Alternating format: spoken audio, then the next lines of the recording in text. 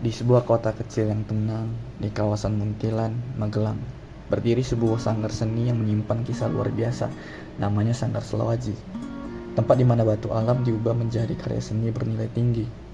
Di balik sanggar itu, ada sosok Bu Suyati, seorang pengrajin tangguh berusia 74 tahun yang telah mengabdi puluhan tahun hidupnya untuk seni pahat batu. Usahanya bertahan hingga kini dengan cara sederhana, namun kokoh.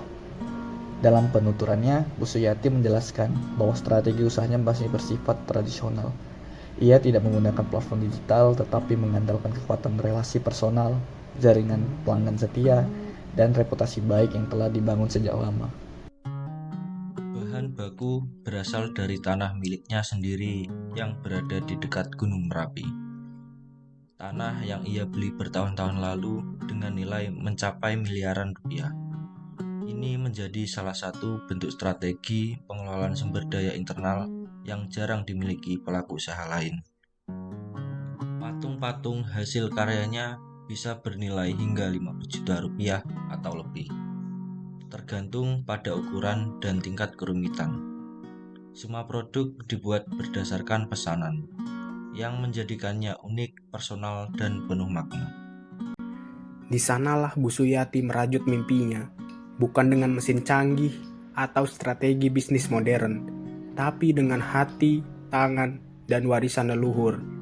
Ia bukan pengusaha besar, ia adalah penjaga tradisi. Dalam setiap karya tangannya, tersimpan filosofi bahwa kualitas dan keunikan jauh lebih berharga dari sekedar kuantitas. Ia menolak produksi massal, bukan karena tak bisa, tapi karena dia tahu nilai seni lahir dari ketelatenan, bukan dari kecepatan. Ia tidak bergantung pada iklan mahal. Promosinya datang dari senyum puas pelanggan. Dari cerita yang berpindah dari mulut ke mulut, yang perlahan namun pasti membawa nama usahanya terus dikenal. Bagi Bu Suyati, mempertahankan nilai-nilai lokal dan tradisi bukan sekedar pilihan. Itu prinsip. Karena dari keterbatasan itu, ia justru menemukan kekuatan.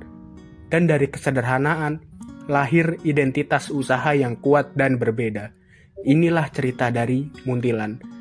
Tentang seni yang tidak hanya hidup di kanvas atau tanah liat, tapi juga hidup dalam cara pandang, dalam cara berdagang, dan dalam cara mencintai akar budaya sendiri. Sebuah kisah bahwa strategi tradisional pun bisa dijalankan dengan konsistensi dan cinta, bisa menjadi sumber penghidupan yang penuh makna, dan bahkan menjadi warisan budaya untuk generasi berikutnya.